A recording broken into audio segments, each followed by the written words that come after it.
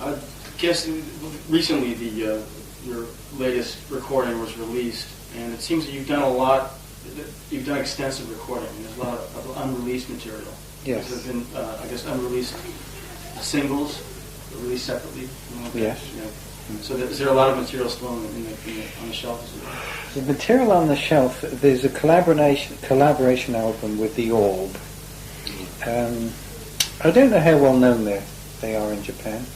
Well enough. Yeah? Yeah. Well, I would not be an obvious character one would expect to play with the Orb, because the rave scene in England is, it's ravey.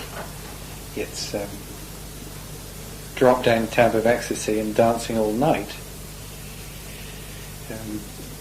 That album, I'm very excited with it. Very excited. So that has yet to be released. I don't know when it will be released, but it was completed about 3 weeks ago. And I got a call to see if I'd be prepared to tour with them in February of next year, which I said I would. There's the new Fripp album, which is halfway through. There's 2 more King Crimson catalogue projects which are in the works, which will complete the past in time for the new King Crimson, or close. The current King Crimson begin recording on January the 1st to record a mini album for release in Japan in March of next year, to accompany the re-release of the entire King Crimson catalogue, which is moving from Toshiba EMI to Pony Canyon. What other things I played on an album called No Man, a young English group, and I played on the album of Tony Childs, a female singer from Los Angeles, her stunning voice. Mm-hmm. I've just played on her album too. Mm-hmm. So, I suppose I've been busy. I suppose I have. A lot of my work that you don't see has to do with my legal action underway against EG. My former managers. You know the situation about Lloyd's Names, the insurance market in London? What situation is that? The insurance market, world insurance market, is mainly based on London. Even American companies reinsure their insurance in London. The capital of what's called the capacity of the insurance market in London is underwritten by private individuals, that is, wealthy people in England. That is a very small band of really the upper middle class of England. But it's all individuals, private money. How do you know that? And it's unlimited liability, which means you can be called upon to sell your cufflinks, shirt and coat. And that's what happened.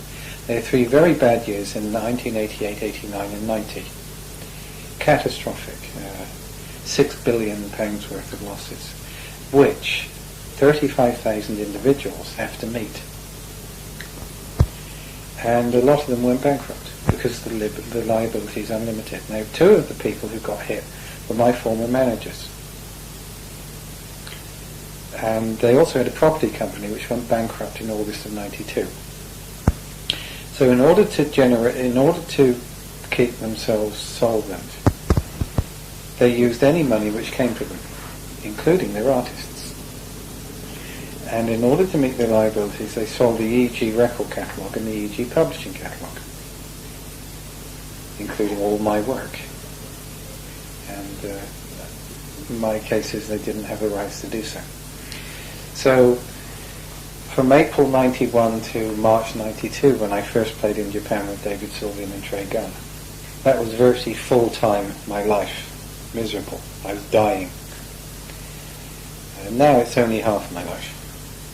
And hopefully the next time we meet and talk again, there's no doubt we shall, it will hopefully be no part of my life. But no artist can stand and fight something like this, because you give up 2 or 3 years of your career, at the least. It brought me close to bankruptcy, because instead of going out working, I spent a year purely dealing. What exactly do you do? What are the mechanics of your involvement in legal proceedings? I'm suing EG Virgin Records and BMG. So I'm suing two of the largest music groups in the world, in addition to EG. And I'm one person. But doesn't your solicitor take care of all the business? I mean, why does that take up your time? I don't understand. Do you have to be around to give like testimony or... I'm the only character who has access to the complete picture. So you have to constantly be appearing before... I'm the person. Well, it's the writ has been served, and I mean, getting the documents together over a period of 22 years of documents is stunning. Now, conceivably, I could hand it over completely to a law firm, which I couldn't, because I have to inform them. But I figure at 175 to 200 pounds an hour, maybe 40 hours a week with assistance over a period of 2 years, I could hand it to them. So anyway, that's part of my life that you don't see, and which for 1 year was just full time. Any musician knows you get screwed. Every musician gets screwed. It's stunning that even though you know it will happen, everyone knows it happens, you see it happening. There is, on Monday I believe, yesterday, George Michael's case against Sony Records began. If he wins, virtually every record contract is unenforceable. I hope he wins. What about the discipline label? What exactly do you want to do with that? What are the aims? The aims of the discipline label are the same aims as began with EG Records, when EG management and the artists were in partnership, before it became an exploitative situation. The discipline is not actually a record company. It's a name and it's a logo. It deals, its artists are Fripp and Crimson are related, and it is a vehicle for works in progress to be released to the public. That's what it is. It covers larger ventures like King Crimson for the future, unreleased catalogue King Crimson, and smaller ventures, Robert Fripp String Quintet, my own, Trey Gunn, California Guitar Trio. So it provides an opportunity in a vehicle. It's rare in that the record company takes no percentage from its artists. I think that's probably a first. So why exactly is that possible? I mean, how could be... How could it happen? Yeah. Because I don't take any money from it. That's how it happens. But how could that sustain the business-wise? How does that sustain the logo, though? If you have no money coming into the cost? Well, it would mean, first of all, that I don't have to pay costs on it. That the projects are essentially self-funding. And secondly, that the artists involved are prepared to accept the responsibility for that and deliver pieces of work which are of the quality. So what it means is total control for the artist. It means that the artists have about as a free run as you could possibly hope. And this is true in Japan. In terms of Europe and America, the situation is somewhat different because the larger scale ventures will probably go through Virgin and so on, although on the Discipline label, whereas in Japan, Discipline, all of it goes through Pony Canyon. In Europe and America, it will be placed differently. They're all projects you're directly linked to. That are within the family. Yes. Like Adrian Ballou, his solo album will be released in Japan, I think in February or March. Do people send you cassettes saying that we want to release an album and we want to do it on Discipline? If they did, I'd probably put them in the bin. The people who would send me the tapes are all part of the family. And if I know their work, they don't have to send me tapes. Adrian doesn't have to audition for me, you see. There's also one or two projects that I've worked on, which have no distribution in Japan, where, because I've worked on them and I know the quality of them, I figure that the Discipline label would probably be the best opportunity for release here. And I would hope that perhaps Japanese music buyers will accept that discipline is a fairly off-the-wall label where anything on discipline has an interest. So it will gradually establish its own particular character. Do you think that this is like your contribution to the system as a whole, i.e., your forming and running of this label or this logo, is your contribution to the recording industry as a whole?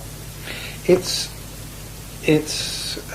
my approach to a problem which lots of people are approaching in their own way. There is a very considerable need for independent distribution. Traditionally what happens, independent distributors like Rough Trade in England begin in a small way, they get to be to a certain level of success, they get ambitious, they are no longer independent distributors, they go bankrupt. The artists don't get paid. That's traditionally what happens. There is a very considerable need for them. Mail order and merchandising at gigs is the low end of it, which discipline does actually in America. We're just setting that one up. But if you work in a very large market like America, you have to have a fairly large distribution network to meet the needs of the country in its entirety. Relativity, for example, is one of the new independent distribution situations. But if it gets successful, generally an independent is bought up by a major. So it comes down to it that really globally you only have a choice of 5. That's it. However, because you have 5 global networks, they don't have the capacity or the interest to think in terms of, shall we say, a record that might sell anywhere between 500 and 10,000 units. In America there's Caroline. Caroline is, however, owned completely by Virgin. The Virgin is completely owned by EMI. So it's still a concern. Discipline is one working solution in progress to that. I think we'll find that in 10 years' time the distribution networks we have through major record companies will be largely obsolete. It's pretty questionable now. It only works for large unit sellers. Why would it become obsolete? I think technology. Like digitalization of the... And bootlegging, sure. Uh-huh. Yes. And if George Michael does win... I forgot, what was his the gist of his case? I remember. He said he had CBS as a record company, he had a relationship with them. Once Sony took CBS over, he has no relationship with them. Meanwhile, he pays for the records to be made and Sony owns them. If they don't release them, they still own them. And I may say this automatic assumption that the record companies own the copyrights on an album is disgusting. Disgusting. Mm-hmm. The current Sylvan Fripp record, for example, is owned by Virgin, even though the artists have paid to make it. And when Virgin offered a King Crimson record deal based on the same relationship, I broke off negotiations. However, I was persuaded to have a meeting with Ken Berry, hope for the record industry, Ken Berry. Who is he? Ken Berry is the head of the Virgin Music Group worldwide. And if all of the majors had a person of his quality at their head, the conversation would be running in a different way. He's superb. But I was persuaded to meet with him personally in Los Angeles because no one in the English office had the authority to speak to me. So you had the artist go to Los Angeles to meet the top man in the world because no one else could talk to me about it. And I had the formal proposal from Virgin for the current King Crimson. And I tore it up and placed it on the table in front of him, and I said, will you please accept that as my formal response to your offer? And he said, I can see you had to do that. And what it suggested was King Crimson would pay to make the record and Virgin would own it. And I said no. Which can accept it. And that is not part. But this is part of George Michael's deal, and it was standard practice. The artist pays for it and the record company owns it, whether they release it or not. And he's saying that when an artist negotiates with the record company, the artist is in a disadvantaged position regarding negotiation. Well, of course they are. What else is news? And if you're a new artist, what leverage do you have? Now, if the position is accepted that in a contractual relationship bargaining position, one of the parties is grossly disadvantaged by the other, it's fairly obvious that the terms are onerous. It's fairly obvious because of that the contract was not entered into in a position of mutual balance or advantage. Therefore, the contract is null and void. And if George Michael wins, everyone in the world can tear up the recording contracts, with the exception of one or two people like Michael Jackson, who is not disadvantaged in terms of his contract because he can state his own terms. But for everyone else, it's over. Record companies have gone. So quite apart from technology changing, the sense of what is honourable and acceptable on an ethical basis in terms of a business relationship has changed. I was just wondering, out of curiosity, how you became so well versed in matters of the recording industry. Was that out of necessity, or? It was because EG didn't pay my royalties in 1990 because they were using them to fund their own cash calls. And in the period afterwards, I had to become well informed on what was happening. So you spent the first 20 some odd years of your... Dealing with the principle of the relationship, the principles behind the relationship, which were that managers and artists were partners, and that was the basis of my relationship extending over a period of 22 years. Now, along the way, the original partners of EG left, and those who remained, these two characters who called themselves the good guys that you can trust, quote unquote. What have we done, quote unquote? We have nothing to hide, quote unquote. My relationship with them was continued on the basis of undertakings given throughout the 22 years. However, not all of these were present in contractual written form. But I can produce testimony by people who were party to the verbal agreements that the written agreements were secondary to the ongoing relationship continued on an oral basis after the expiration of the first 5-year term of the basic written agreement. This is where it gets technical.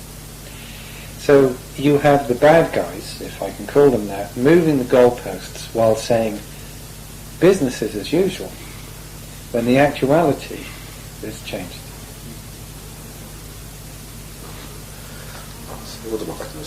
This is going to go back to the beginning because he wants to get straight the record here. You're doing a lot of stuff concurrently, and wants to sort things out. First of all, Sylvia and Fripp stuff. As you mentioned a while ago, there are a lot of bonus tracks, unreleased stuff. What exactly is the extent of what you have now, actually in the can, actual recording material? For the new stuff being released on single, there were remixed versions, the Future Sounds of London have just done a remix of the album, which is unlike anything on the album. It's a creative remix by young characters in London that I love. The Grid have done a remix of Darshan. The Grid are another English techno group. Actually, one of the projects for the future is a collaboration album between the Grid and Fripp, but we simply haven't had time to get that underway yet. So that's another confusion.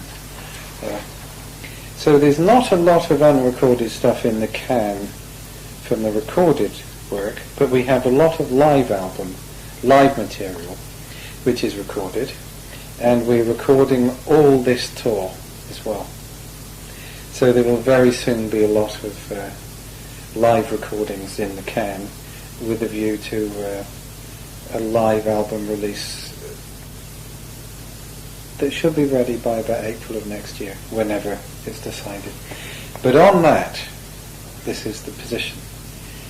The current arrangement between Fripp and Sylvian with Virgin is based on Sylvian's record deal with them, which is not good. So any future recorded relationship for Sylvian Fripp on Virgin, and Toshiba AMI over here, would have to be on the basis of the outline agreement for the King Crimson deal, or else there's no more records. Because I am not prepared to pay for a record which is owned by the record company. So that's that one. So that's Sylvian Fripp. What next? Who would you like me to talk about next? So what exactly is the deal with you and these acts such as the Grid and the Orb, which he refers to as ambient house? Yes. Yeah. What exactly is your involvement? Is it attraction on their part or attraction on your part? Or? Both. With the Grid, their manager was David Enthoven, the E of EG. And I said to David, who's back in management independently under IE, EGIE, you'd have to speak English to get the... Oh, I see. Okay, right. So he's IE management. Right, for example. Yes, that is. Good. Just for the translation. Well, he is now that is. Okay. And I said, if ever I can do you a favour, let me know. He said, right, I tell you what it is. I manage a young group called The Grid. They like you to play on their record. I said, fine. So I played on their record 456. We got on well. I said, I would very much like to do a record with you, taking the relationship further, collaboration record. It's agreed. We began to exchange tapes of ideas, but there has been no time. But that is a project for the future underway. They've, I believe, just signed to Deconstruction in England. In terms of the Orb, Alex Patterson was employed at EG as an A&R man. Is he a member of the Orb? He's the founding. Okay. He's the brain. And he was obviously working in EG, very familiar with Eno's work and the Fripp and Eno work. And his idea, because he was then, we're talking 1988, 89, he was beginning to work as a DJ, and what he would do would be to take Fripp and Eno and put a drum track against it, live. And we considered doing some work together. He put some drums to some early Frippatronics, but it didn't convince me, and I said, what we need to do is begin afresh, which we began to do. They came down to Dorset, and we did 3 days of work together at the end of last year, and then we continued it, and we've just recently been recording in London. And the fourth member has come in, a man called Thomas Fehlmann. Do you know him? German techno character, Inga Humper.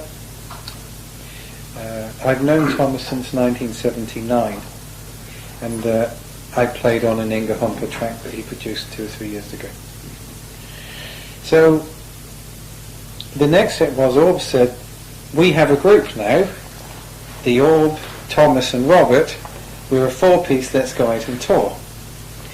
So I said yes, and that looks like happening in February. The record is completed, and when it'll be released I don't know. So that's the Orb. Who next? 昔はhe was by the way, this isn't a question about a specific artist you've been collaborating with, but one reason he was approaching this general topic was because he's reminded of your activities a decade ago, or over a decade ago, when you were working with new wave artists in New York, Blondie, or you were appearing, I guess, at CBGBs, people and stuff. Does your involvement with this new stuff have anything in common with that? Same spirit. A work in progress. I'm very happy to work in musical situations and with people that I couldn't possibly imagine for myself. Some situations I can imagine and construct. Other situations which would be outside my sense of construct occur when people come to me. Has there been something you couldn't reconcile yourself with, a possible collaboration that just thought it's not going to work in spite of the fact that the other party wanted to work with you? Well, all of them are like that. All of them are like that. But after a while it starts to work at some point. Well, sometimes it doesn't either. But they're all strange. They're all strange. Every married couple is strange. So think what it's like with musicians too. I mean, yes, they're all strange.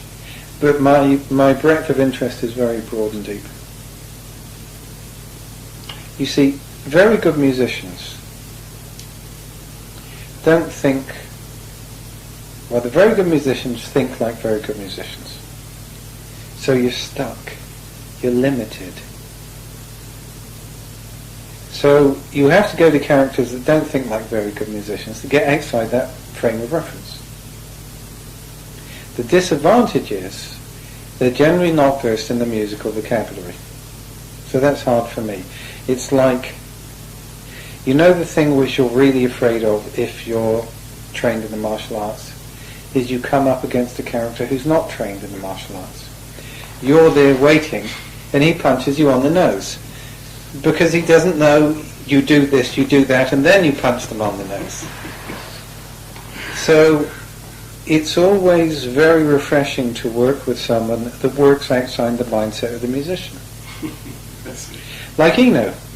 Eno doesn't think like a musician, but because he has a background in the fine arts, he has a sense of procedure, acting from principle, and he has a very good taste. You have young characters, like the Orb, for example. They don't think like musicians.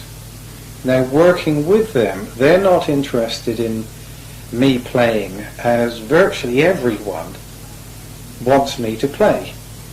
A lot of people come to me, they think Fripp is a soloist, we don't know what to do now, come on in, what would you do here? And generally I do something. With the Orb, they're more interested in my ambient frippatronic background, that is non-solo, where I add character but without the particular type of definition you get if you're playing a lead line. Well, that has its own challenge. But the musicians I work with won't let me concern myself with that kind of sonic palette, which they will. Because good musicians say, come on then, no.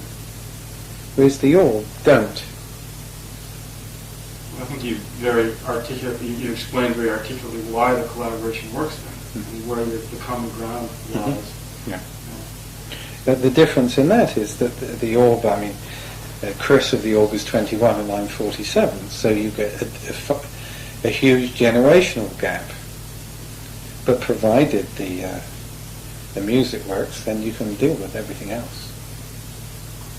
Like you have a no smoking zone. Which I've yet to discover.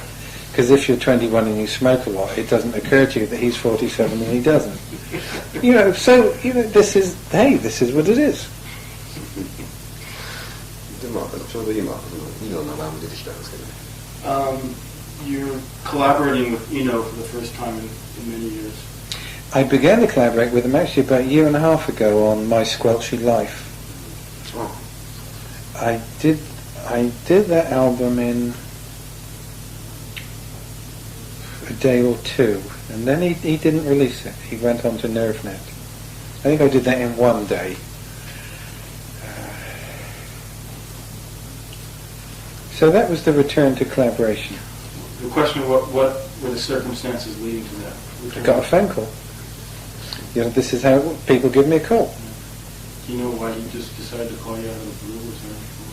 Was he listening to old albums or happened to hear something? I doubt it. I would think probably he had a situation which interested him, but he didn't know how to move to the next stage on it. That's generally what happens. If people give me a call when they get stuck. You're a catalyst. Something like, I mean, they know they want something, but they don't know what it is. One of the more significant aspects of your original collaboration with Eno was that you minimized the musical unit. And he was wondering if maybe now, once again, there's a need to go back to that idea of minimalizing the musical unit.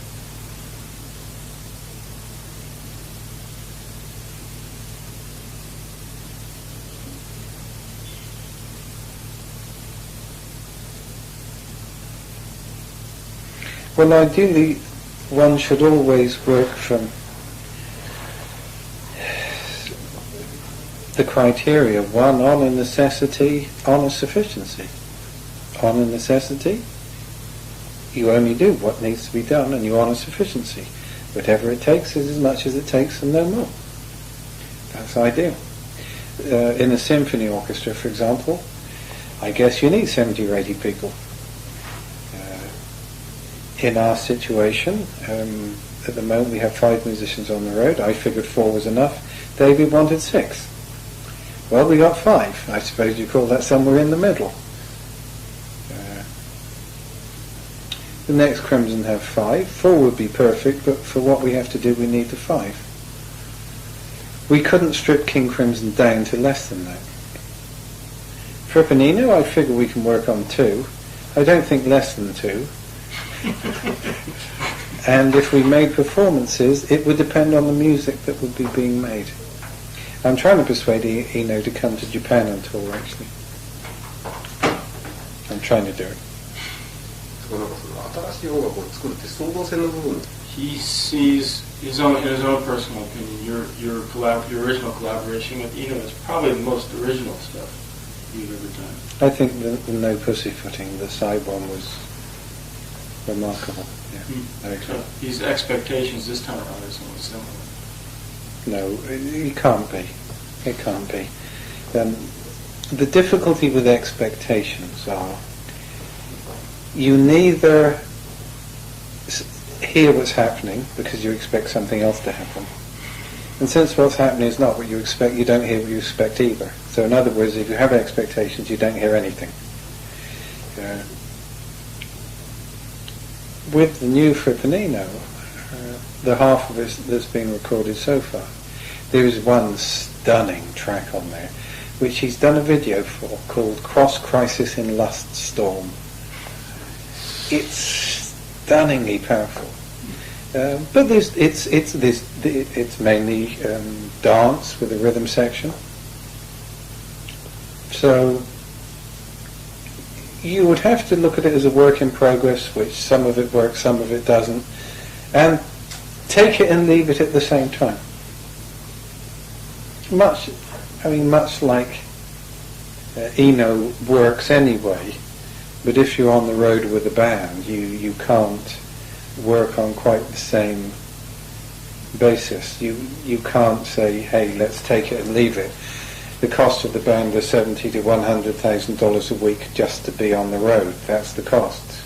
Take it or leave it. Well, someone might leave it and you have a bill for $100,000. In terms of a freewheeling, careless attitude to music, I figure that Sylvian Fripp is pretty freewheeling. In terms of the area which it covers, it's remarkably off the wall. Before we went on stage at the first performance in Japan in March '92, we said, How long do you think we last for? When Fripp and Eno first performed in Madrid in May 1975, 5 minutes before we went on stage together for the first concert, we said, what should we do? That's spontaneous. So, working with the orb is very much like that as well. Very much like that. But if you're on tour with musicians, let's say there has to be a certain degree of form and definition, or you're not going to get on stage. And there's far more of it now than I would wish to be. But within those constraints, hey, let's see what happens. Up until now, at rehearsals, I've had to behave. Up until now? Yeah. But when we get on stage, it's no good someone saying you can't do that because you've just done it. So I guess it's going to get looser as we go. The quintet just released its first recording. November 25th, I think. What are we to make of the quintet? How does it fit in with the overall picture? It's one of the other things I do. But I mean, you're talking about like working with musicians. If you wish to formalise it, then see it as part of Guitarcraft. Okay. All the people involved have a background in Guitarcraft. So that is the current, the state of the art for Guitarcraft? No. Well, what's the state of Guitarcraft was the question. Fine. The students are, the more experienced students, are in a position where they have to use their own initiative and act from their own initiative. Meaning specifically? Well, if there's not Robert to say do this, what do they do? Well, that's what they're doing. But there's no point in being in Guitarcraft. They could be doing what they're doing independent of Guitarcraft. Yes, and some are. But the point being, if one's work is based on the principles which have been acquired within Guitarcraft, then the work which is based on those principles is putting into practice what has been learnt within Guitarcraft and enables Guitarcraft to grow and develop. But it means that in terms of visibility, Guitarcraft would seem to be out of sight. The actuality is quite different.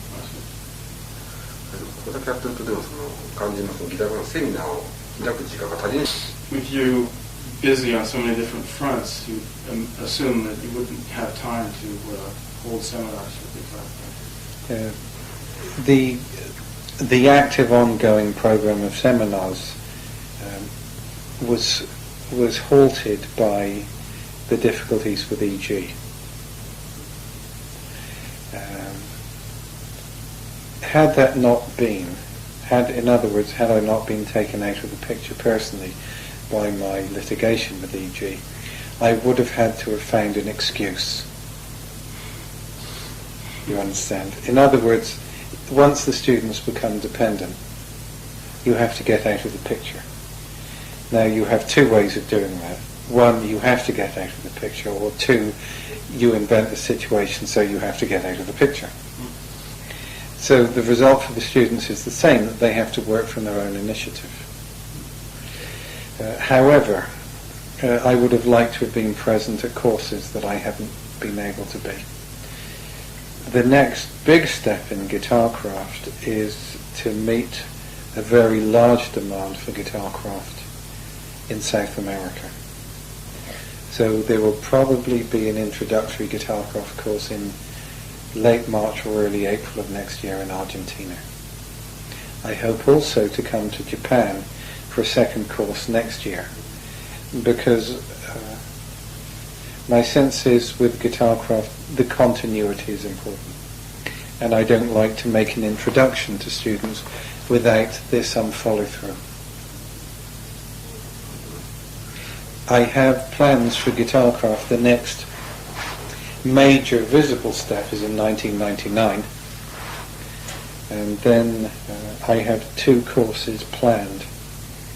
One in 13 years' time and another in 23 years' time. It's extraordinary long-term planning. Well, it's long-term planning, yeah. So there are certain things that have to be affected for the next step. And if they're in place, then that step can lead to the next step. And if that is in place, then it can lead to the next step.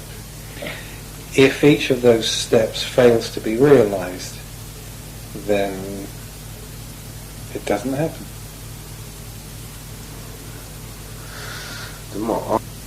Seems quite interesting that Trey Gunn has become so prominent in many of your projects. And I guess he's originally a student of guitarcraft. Yes, in guitarcraft. Yeah, so I guess what does that signify then?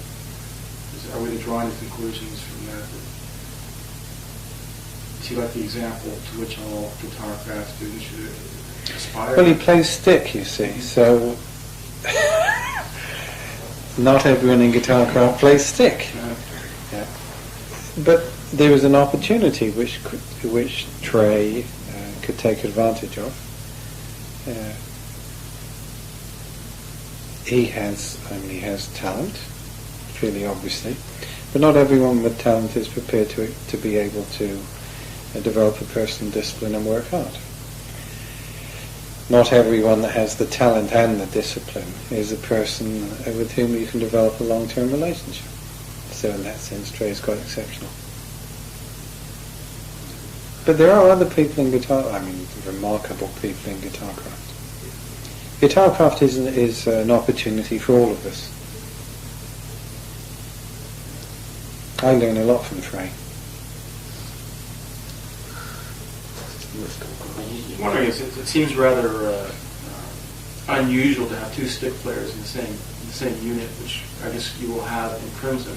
Yes, Tony Levin will not be playing stick all the time. Oh, I see. Yeah. The question was that because you just wanted to use Trey no matter what, or is there some significance? No.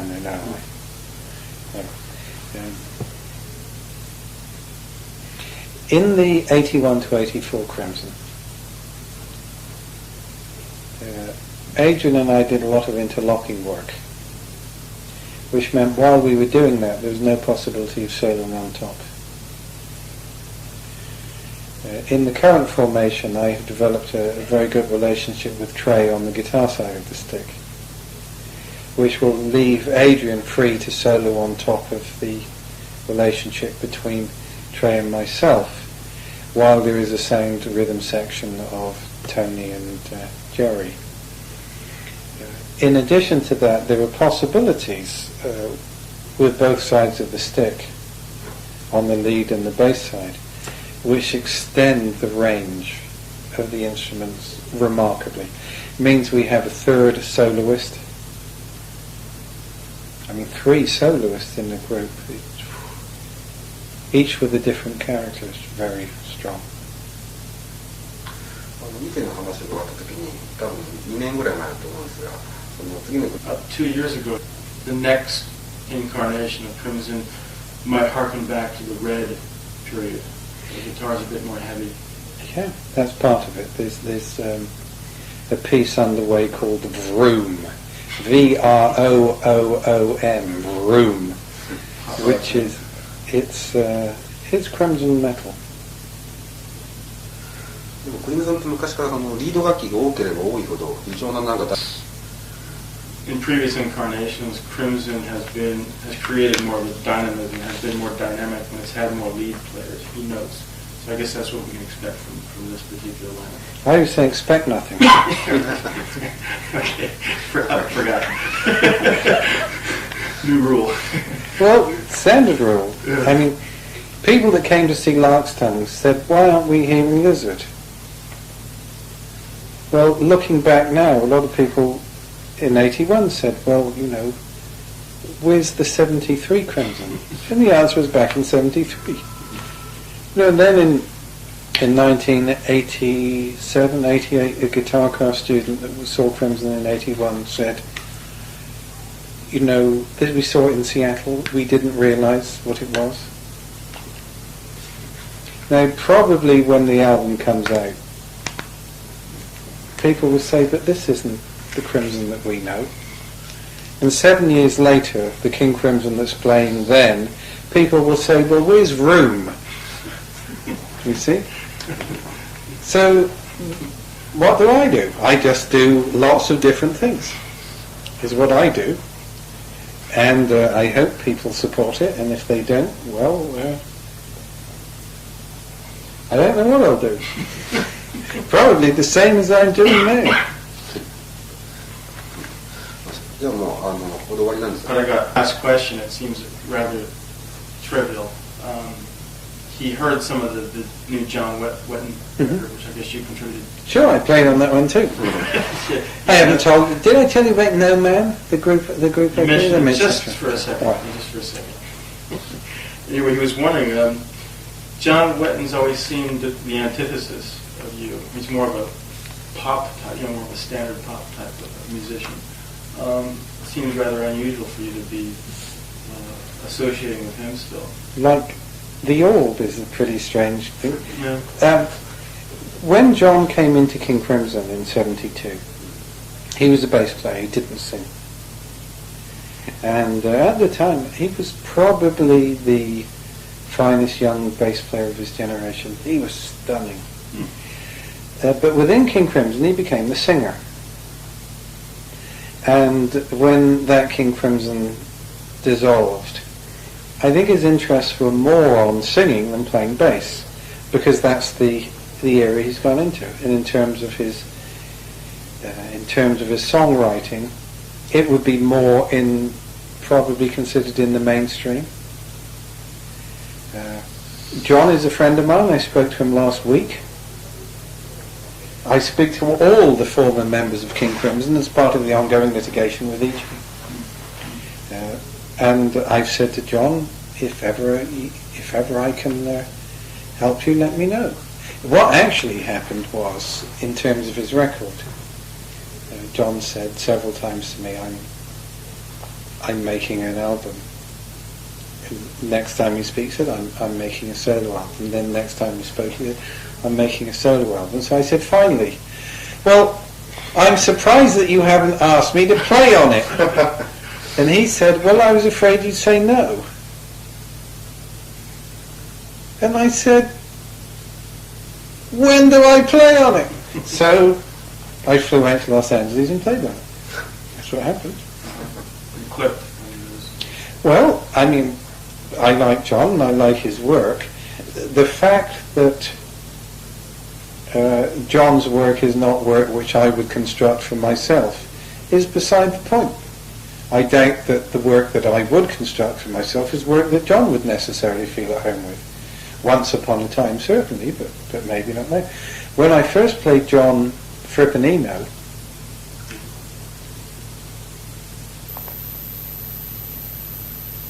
he barked. It wasn't within John's construct. Right. That's back in the 70s. He heard rumor to the effect that when news got out that you were reforming King Crimson, a lot of your old colleagues called asking to get... But virtually everyone who's ever been in King Crimson has expressed an interest in their version of King Crimson being reformed. Not everyone, but almost everyone. And some of them expressed an interest in working in the current King Crimson as well as in their original. There could be, in terms of interest expressed, at least 4 King Crimsons working at the moment. I actually have an idea about what to do about it, because at the time everyone said, Everyone bar the character that was in the monastery, I think, and one other character that never really did like being in Crimson anyway. I said generally, in principle, I'm happy to work with you. In practice, I don't know how to. And then one day, I saw in practice how to do it. But no one else agreed with it. You see, from the outside, it may look that Robert plans things and sets it up. People from the first King Crimson don't consider any of the other King Crimsons a King Crimson. People from the later King Crimsons don't consider any of the later King Crimsons King Crimson, and the earlier one was valid because we replaced it. But none of them accept that I have an authority beyond being the guitarist in the band. So if I came up with an idea and said, look, this is it, people would say, well, who are you? As they have said, who are you? And yet you have the power of final decision. Well, to the degree that I suppose if I chose not to pursue it, it probably could not be or would not be considered a valid form of King Crimson. I've always rejected the idea that I'm the band leader, as I continue to reject it. I'm not a band leader. It's not a job which interests me. However, I've also had to accept that I do seem to have a role to play within it. But it's not a role which would necessarily be accepted by the other characters.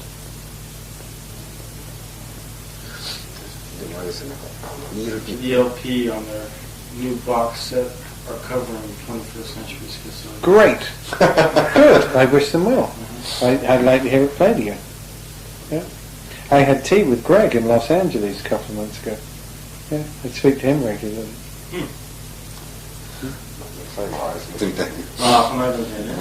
You said he's reminded of. You were talking about how many different incarnations of Crimson and everything, but Yes has been somewhat similar. And I guess it was 3 years ago when they reformed. It was like everybody, the whole family, got together. So I guess it can be feasible. I guess. If you actually try it. I guess. Well, I say actually, it's just in retrospect seems a little bit ridiculous now to try to combine all of these disparate parts. You see, my view of King Crimson is very different to everyone else that's been in it. I have a different perspective. I have a different sense of the aim of King Crimson and its functions and its aims.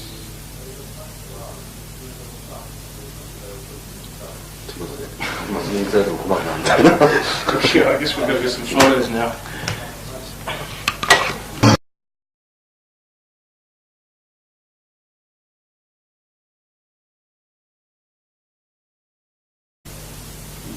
So what it means is total control for the artist. It means that the artists have about as a free run as you could possibly hope. And this is true in Japan. In terms of Europe and America, the situation is somewhat different because the larger scale ventures will probably go through Virgin and so on, although on a Discipline label, whereas in Japan, Discipline, all of it goes through Pony Canyon.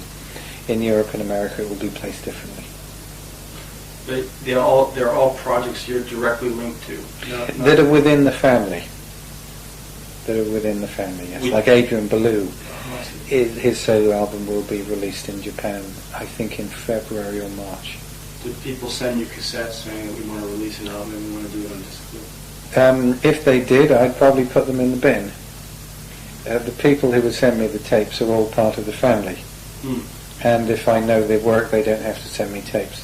Adrian doesn't have to audition for me, you see.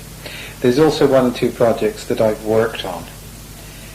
which have no distribution in Japan, where, because I've worked on them and I know the quality of them, I figure that the discipline label would probably be the best opportunity for release here. And I would hope that perhaps Japanese music buyers will accept that discipline is a fairly off-the-wall label, where anything on discipline has an interest. So it will gradually establish its own particular character. Do you think that this is like your contribution to the system as a whole, i.e., you're forming and running of this label or this logo, is your contribution to the recording industry as a whole? It's. I guess recently your latest recording was released, and it seems that you've done a lot. You've done extensive recording, and there's a lot of unreleased material. Yes. There have been, I guess, unreleased singles released separately. Yes. Yeah. So is there a lot of material still on the shelf as well? The material on the shelf, there's a collaboration album with the Orb. I don't know how well known they are in Japan.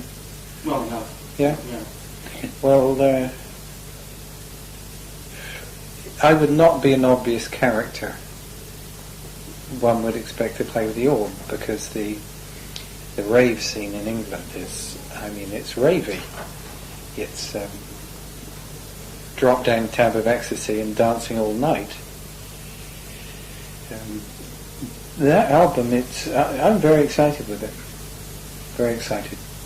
So that has yet to be released. I don't know when it will be released, but it was completed about 3 weeks ago.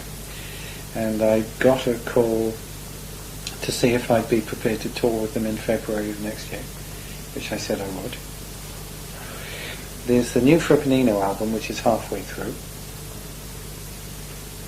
There's 2 more King Crimson catalogue projects which are in the works, which will complete the past in time for the new King Crimson, or close.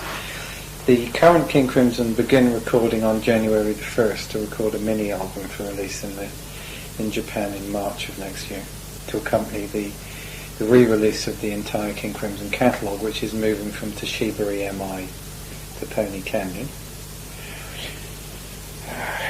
What other things I played on an album called No Man, a young English group, and I played on the album of Tony Childs, a female singer from Los Angeles, her stunning voice. Full case against Sony Records began. If he wins, virtually every record contract is unenforceable. I hope he wins.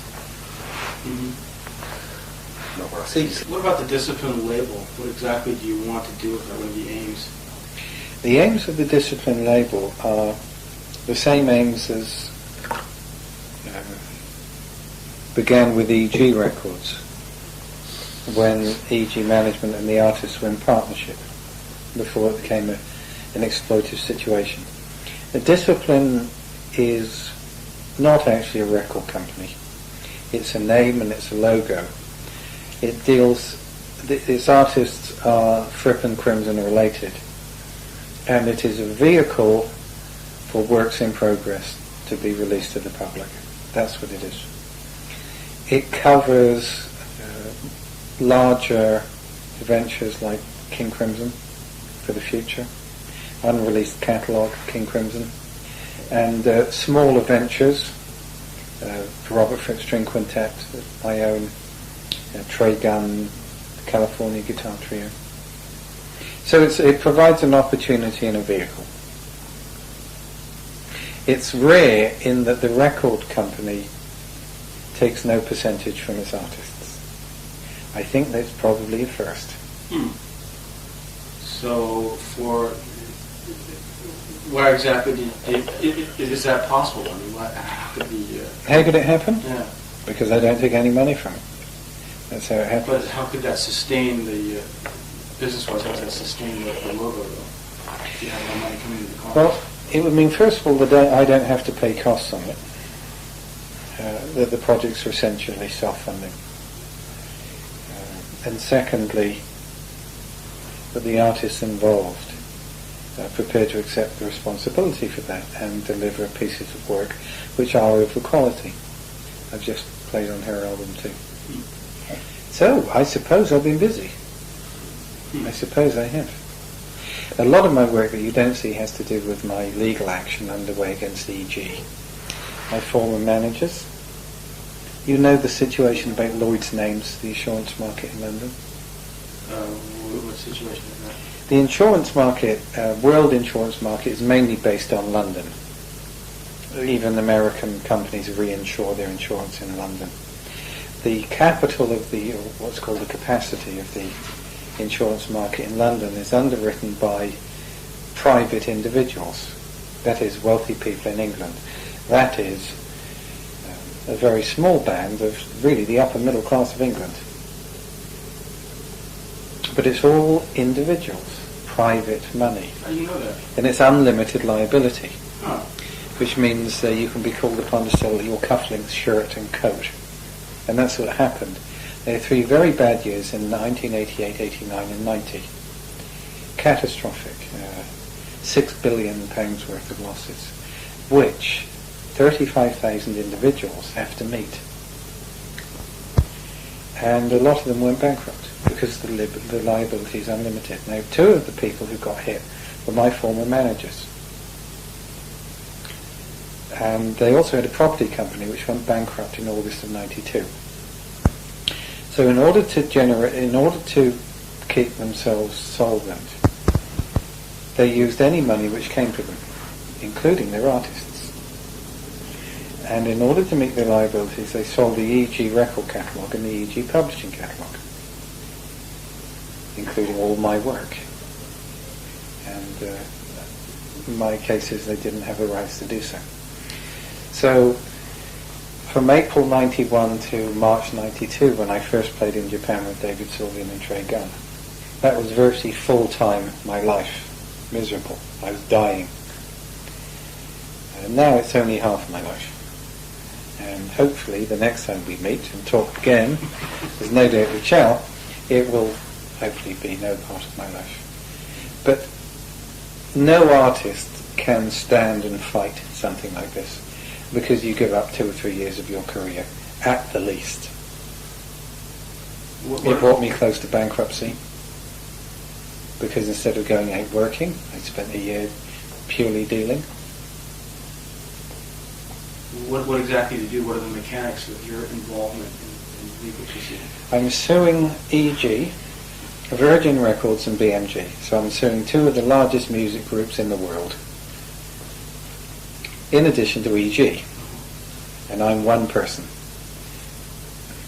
But doesn't your solicitor take care of all the business? I mean, why does that take up your time? I don't understand. Do you have to be around to give like testimony or... I'm the only character that has access to the complete picture. So you have to constantly be appearing before... I'm the person. Well, it's the writ has been served, and I mean, getting the documents together over a period of 22 years of documents is stunning. Now, conceivably, I could hand it over completely to a law firm, which I couldn't, because I have to inform them. But I figure at £175 to £200 an hour, maybe 40 hours a week with assistance over a period of 2 years, I could hand it to them. So anyway, that's part of my life that you don't see, and which for 1 year was just full time. Any musician knows you get screwed. Every musician gets screwed. It's stunning that even though you know it will happen, everyone knows it happens, you see it happening. There is, on Monday I believe, yesterday, George Michael